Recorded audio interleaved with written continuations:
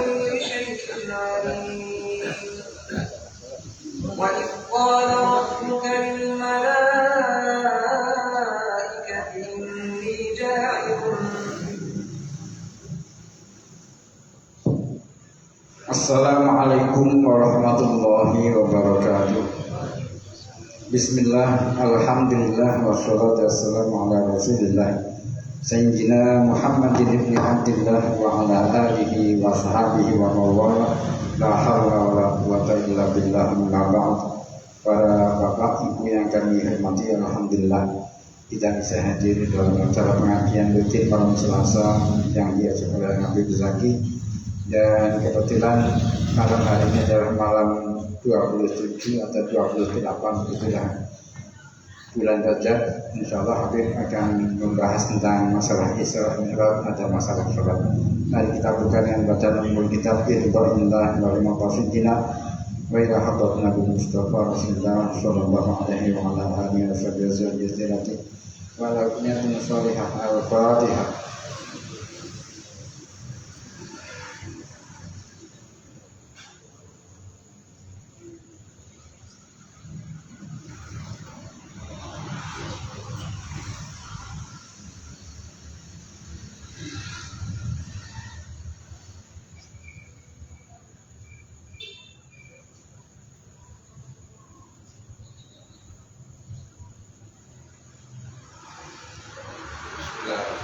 Alhamdulillah wassalatu wassalamu ala rasulillah Sayyidina wa maulana Muhammad ibn Abdillah wa ala alihi wa sahbihi wa man tabi'a sunnatahu wa ihtada bihuda. Rabbi israh li sadri wa yassir li amri wa hlul 'uqdatam min lisani yafqahu qawli. Amin amin ya rabbal alamin. Amma ba'd. Ikhwani rahimakumullah.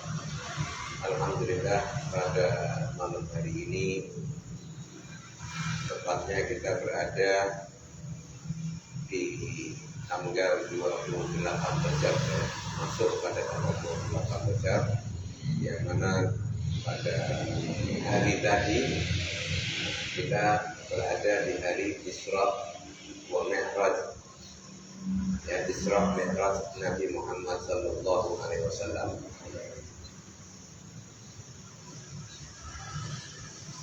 Suatu kejadian yang sangat luar biasa di dalam Islam. Bahkan Rasulullah Sallallahu Alaihi Wasallam hari yang paling afdol baginya itu hari ketika dia dimi'rajkan bertemu dengan Allah Subhanahu Wa Taala. Hari itu adalah hari yang mana paling mulianya bagi Rasulullah Sallallahu Alaihi Wasallam. Bagian pendapat daripada ulama mengatakan demikian. Wa Isra Mi'raj itu juga sebagai pengobat daripada Rasulullah Sallallahu Alaihi Wasallam, yang mana di tahun itu dinamakan Amul Huzur, tahun ke-9,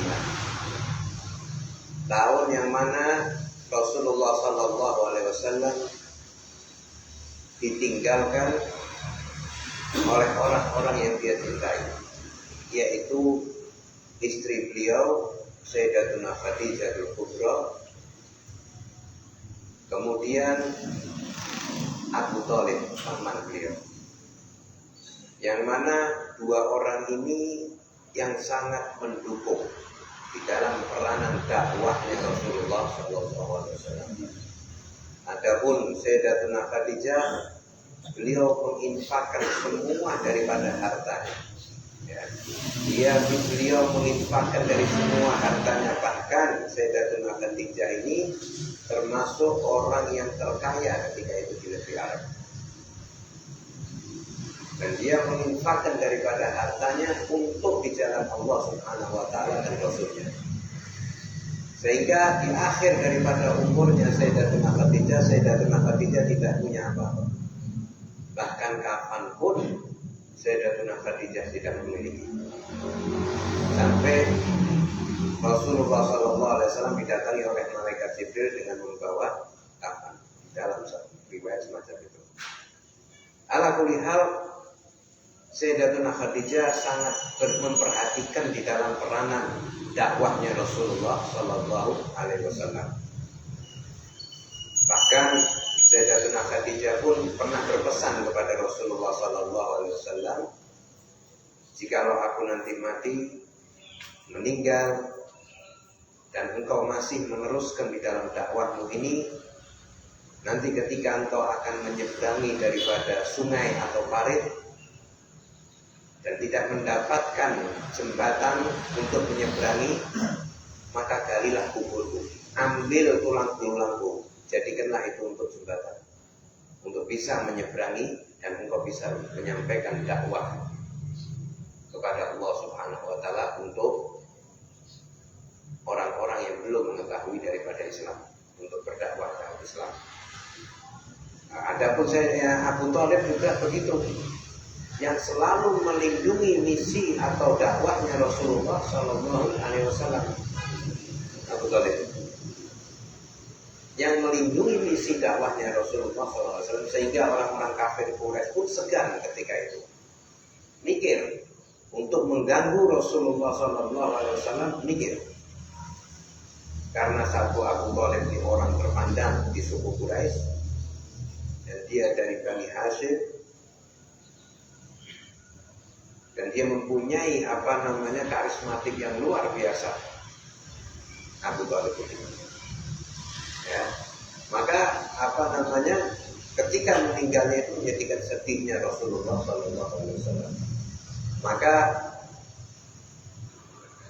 Allah Subhanahu wa Ta'ala memerintahkan daripada malaikat Jibril untuk turun kepada Rasulullah Sallallahu Alaihi Wasallam sebagai misi, yaitu untuk apa? Di Isra dan Mi'rajkannya Rasulullah Sallallahu Alaihi Wasallam.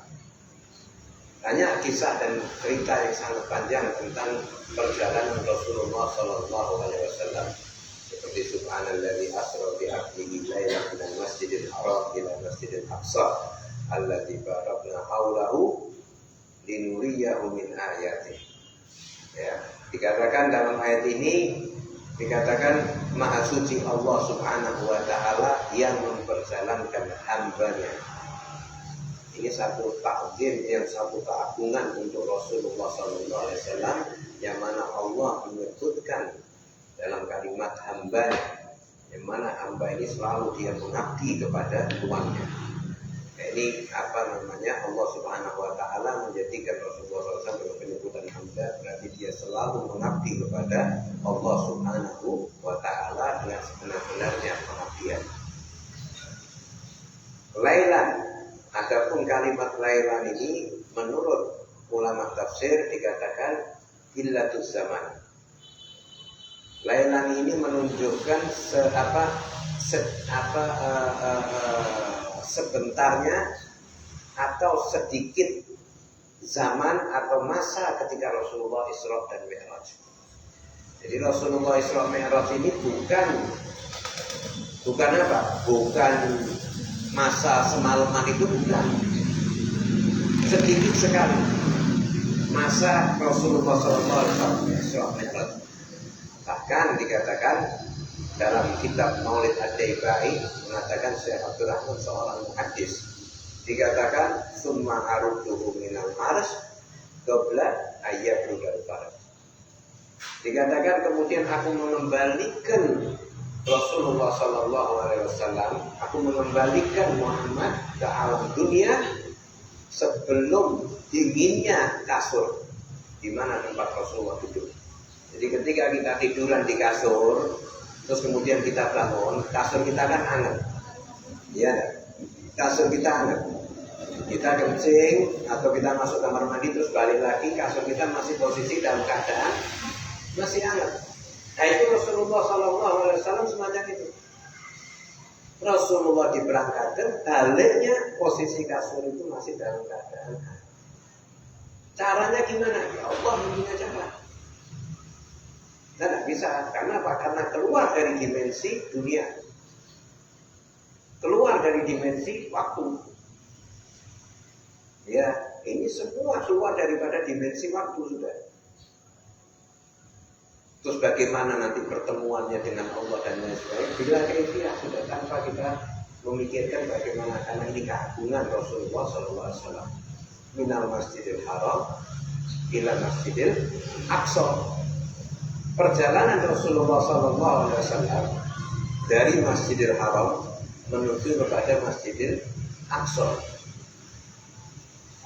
Allah Subhanahu wa taala memberikan hikmah di dalam Masjidil Aqsa ini. Kenapa? Apakah Allah Subhanahu wa taala tidak mampu untuk menjalankan Rasulullah sallallahu alaihi wasallam minal Masjidil Haram ila Sidratul Muntaha? Bisa. Tapi kenapa ada Masjidil Aqsa? Ulama mengatakan di dalam Masjidil Aqsa, artinya dari Masjidil Haram ke Masjidil Aqsa, ini untuk menjawab orang-orang al-mu'anidin. Mu'anid. Apa mu'anid? Mu'anid itu orang-orang yang membangkang, orang-orang yang menentang. Maka ketika Rasulullah SAW menyampaikan berita tentang Isra dan Mi'rajnya, ditolak. Bahkan ada orang-orang yang telah beriman pun murtad, keluar. Engkau sudah mulai ngaco ini. Sampai orang-orang kafir Quraisy menjadikan bahan ketika itu. Orang-orang kafir Quraisy menjadikan bahan buat Rasulullah. Nah, ini mulai ngaco ini. Mulai ngaco ini. Muhammad mulai ngaco. Terus orang-orang yang sudah beriman mulai dia ada yang sebagian keluar daripada Islam, murtad. Kemudian apa yang terjadi? Dipanggillah orang yang pernah ke Masjidil Aqsa. Satu orang kafir Quraisy yang pernah ke Masjidil Aqsa untuk mendengarkan sifat Masjidil Aqsa, tanya kepada Muhammad ini, bagaimana Masjidil Aqsa? Rasulullah menjelaskan Masjidil Aqsa secara terperinci. Pilarnya, ininya, masjidnya, bla dijelaskan secara terperinci. Katanya orang ya betul ini. Betul. Ya karena dasarnya mereka ini membangkang dan lain sebagainya. Sampai dia, nah ini kesempatan dia untuk menggagalkan keimanan Sayyidina Abu Bakar As-Siddiq. Nah, ketika itu dia tahu orang-orang kafir Quraisy, Sayyidina Abu Bakar As-Siddiq seorang tujar, artinya seorang yang kaya, pedagang, karismatik dan lain sebagainya. Ya, lembut. Kemudian didatangi Sayyidina Abu Bakar As-Siddiq. Ya Abu Bakar, dia bilang seperti gimana dia punya temanku ini sekarang sudah mulai ngatur ini, diceritakan. Langsung Sayyidina Abu Bakar mengatakan di depan orang-orang kafir Quraisy, dia bilang, kalau ini cerita dari siapa? Artinya dari Muhammad. Iya dari Muhammad. Kalau memang ini cerita dari Muhammad, kekasihku, lebih dari ini aku percaya. Kok jangankan cerita semacam ini, lebih dari ini percaya. Orang-orang pada kira dengan hal itu. Artinya menunjukkan keteguhan keimanan. Ya orang kadang orang tidak menunjukkan keteguhan keimanan, digerutuk orang segitu banyak orang-orang kafir Quraisy, pembesar Quraisy mengatakan itu untuk Muhammad itu lagi di sana, itu lagi ngomong masalah Isra Mi'raj. Dan dia percaya dengan hal kayak gini tuh. Iya. Lebih dari itu saya percaya. Jadi saya ngomong lagi, makanya dijuluki As-Siddiq. Sayyidina Abu Bakar dijuluki dengan julukan As-Siddiq. Nah ini suatu keistimewaan di dalam tuntutan hikmah di dalam Isra dan Mi'raj.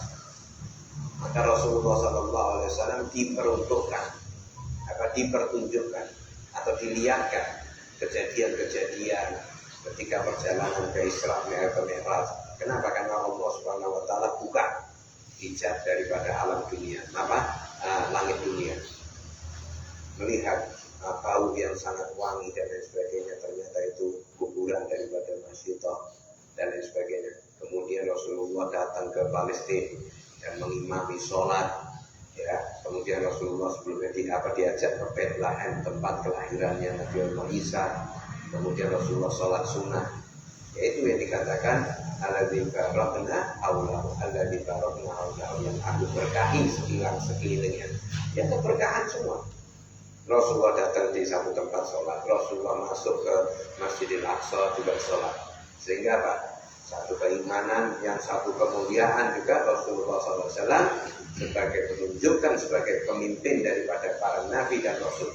Ketika itu dikumpulkan semua para nabi dan rasul, yang menjadi imam adalah Rasulullah SAW. Adapun cerita-cerita Isra Mi'raj kita sering mendengarkan, tapi yang perlu kita ketahui, semua syariat yang Allah Subhanahu wa Ta'ala turunkan, yang Allah Subhanahu wa Ta'ala berikan kepada Rasulullah SAW melalui malaikat Jibril, kecuali sholat. Syariat sholat Allah sendiri yang langsung memberikan syariat tersebut, perintah tersebut.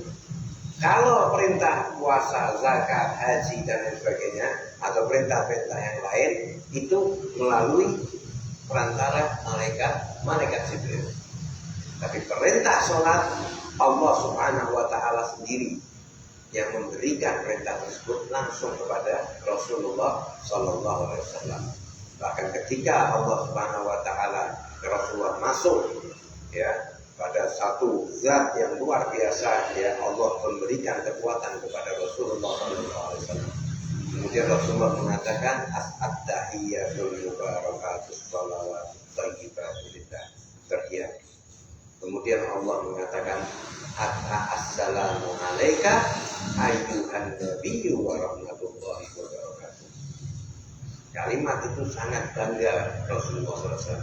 Tapi kebanggaan Rasulullah SAW mengikut sertakan daripada umatnya. Assalamu alayna wa ala ibadillahi sholihin. Dan itu kejadian diabadikan di dalam sholat. Sholat.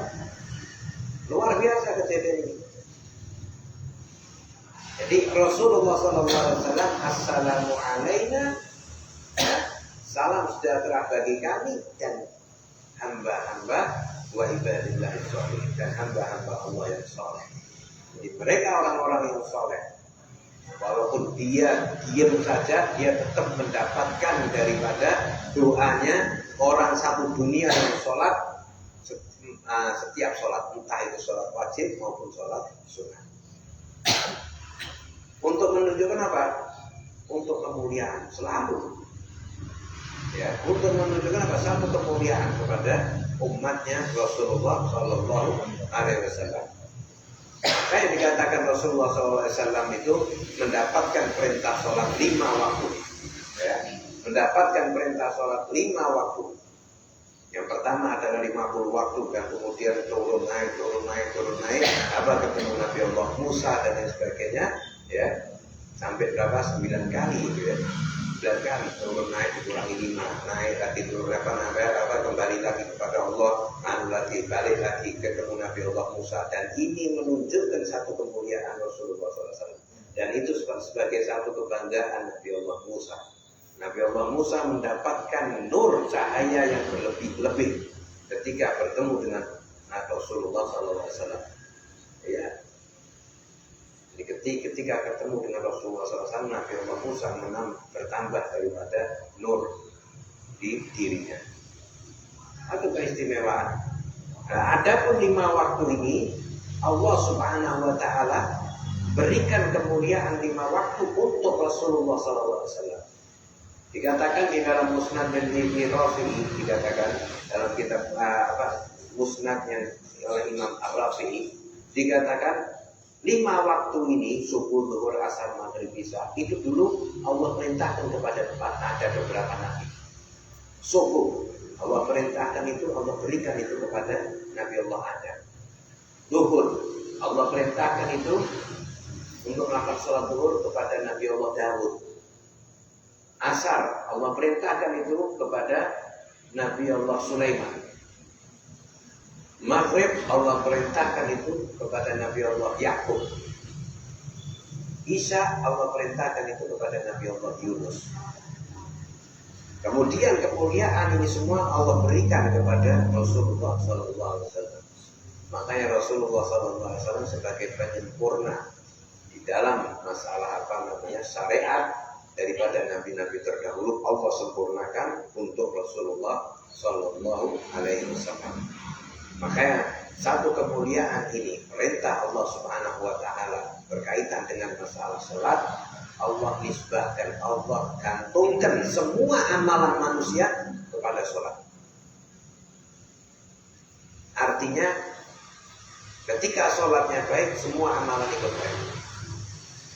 Ketika sholatnya tidak baik, semua amalannya ikut tidak baik. Artinya Allah gantungkan semua amalan itu di dalam sholat. Makanya juga dikatakan pertama kali yang dihisab, diperhitungkan manusia nanti di hari kiamat nanti, amalan yaitu pertama adalah sholat. Ketika baik sholatnya, maka semua amalnya ikut baik. Ketika buruk sholatnya, semua amalannya ikut buruk. Ini satu juga kemuliaan. Bahkan juga dikatakan sholat ini nanti di hari kiamat sebagai nur wa burhan yaumil qiyamah, sebagai cahaya dan petunjuk nanti kelak di hari kiamat. Sholat ini nanti akan sebagai apa? Sebagai petunjuk. Artinya orang ketika dalam keadaan kebingungan mau apa di padang mahsyar, mau kemana arahnya, nanti orang kondisi dalam keadaan gelap, yang sudah mencekam, menakutkan, nanti amalan sholat itu sebagai cahaya dan sebagai petunjuk. Mau kemana itu akan nanti dipukul, sebagai kompasnya nanti. Keistimewaan daripada amal-amal ya sholat.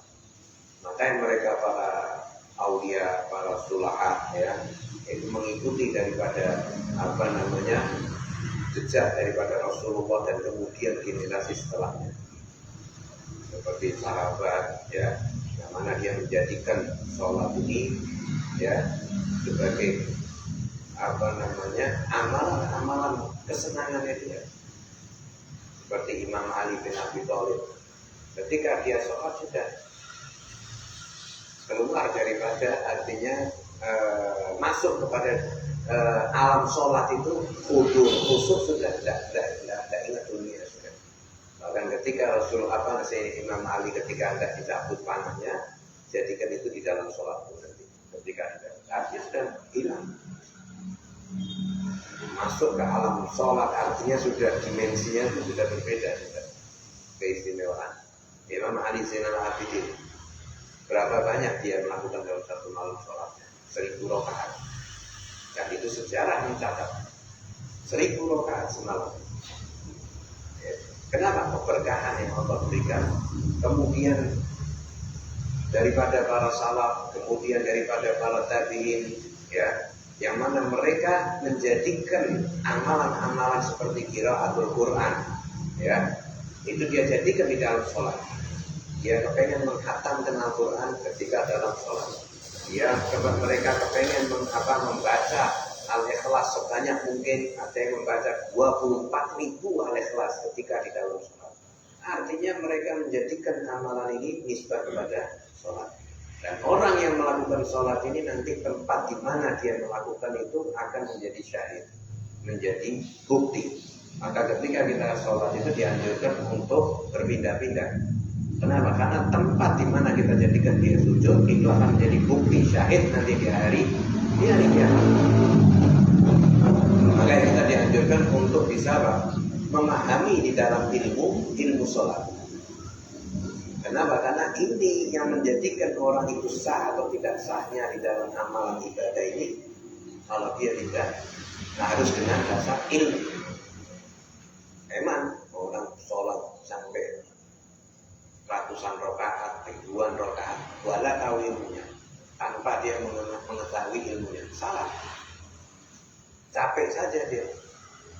Dan bagi mereka orang-orang yang menggampangkan daripada sholat, ya, kalau sampai betul-betul dia menentang dengan kewajiban sholat, konsekuensinya adalah kufur, kafir. Ya, kalau dia meninggalkan sholat karena malas, maka diminta untuk segera untuk tobat. Ya, untuk segera untuk dia tobat. Jangan menggampangkan daripada sholat. Maka sampai dikatakan al-farqu bainal muslim wal kafir as-sholat. Perbedaan antara orang muslim dan orang kafir adalah sholat. Itu perbedaan. Maka jadikan, maka sampai dikatakan as-sholatu ila sholat, ya, wa shawwal jum'ah ila jum'ah wa shawma wa ramadan ila ramadan mukaffiratun lima bainahuma lima istanabahu kabair. Jadi sholat sampai ketemu sholat lagi, ya. Jumat ketemu Jumat lagi, Ramadan ketemu dengan Ramadan. Di antara keduanya itu menggugurkan daripada dosa. Orang melakukan sholat subuh, setelah itu dia melakukan sholat duhur. Antara subuh dan duhur dia punya dosa, Allah gugurkan. Dia melakukan dosa, langsung Allah gugurkan. Ketemu sholat duhur, ketemu sholat asar, antara duhur dan asar melakukan dosa, Allah gugurkan dosanya. Dengan catatan bukan dosa kabair. Dengan catatan bukan dosa kabair. Dosa-dosa besar. Kalau dosa-dosa besar perlu ada syarat daripada taubatnya. Itu. Terus kemudian orang yang meninggalkan sholat, ya, secara sengaja, dan dia betul-betul menggampangkan daripada tidak mau sholat dan lain sebagainya, nanti dia akan masuk ke dalam nerakanya Allah Subhanahu wa Ta'ala bersama Qarun, Haman, Fir'aun dan Ubay bin Ka'ab. Nah, ini hadis daripada Rasulullah SAW. Dan ini perlu kita menjaga daripada amalan ini, entah itu bersifat wajib maupun itu bersifat sunnah. Jaga daripada itu. Makanya mereka banyak daripada orang-orang itu ketika dia hendak melakukan sholat sunnah pun dia menjadikan itu sebagai perkara yang wajib dengan dinazari. Tapi ketika melakukan aja, bukan selamanya. Ketika dia hendak melakukan sholat duha, dia mengatakan saya nazar untuk melakukan sholat duha 2 rakaat. Baru sholat fardhu duha Allah. Dapat pahala wajib. Artinya dia ya taladzat dengan amalan-amalan tersebut. Dengan catatan jangan membebani nazar tersebut kepada diri kita masing-masing. Artinya ketika kita hendak melakukan baru kita nazari. Artinya dengan menurut kadar kemampuan kita. Nah, maka ini insya Allah jadikan manfaat buat kita, karena banyak sekali daripada hikmah Isra dan Mi'rajnya Rasulullah SAW. Dan ini juga sebagai motivasi buat kita untuk permasalahan sholat. Jangan sampai kita menggampangkan di dalam sholat atau menganggap enteng di dalam masalah sholat. Ini perlu kita perhatikan di dalam sholat, khususnya di dalam sholat berjamaah.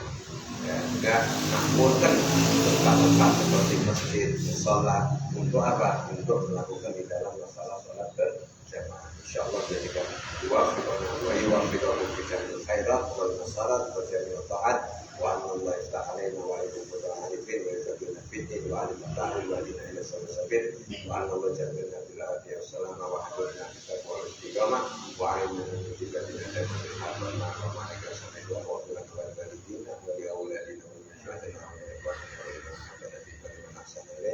wa li jami'il muslimina bi rahmatika ya arhamar rahimin. Sallallahu alaihi wasallam. Alhamdulillahirabbil alamin. Al-Fatihah.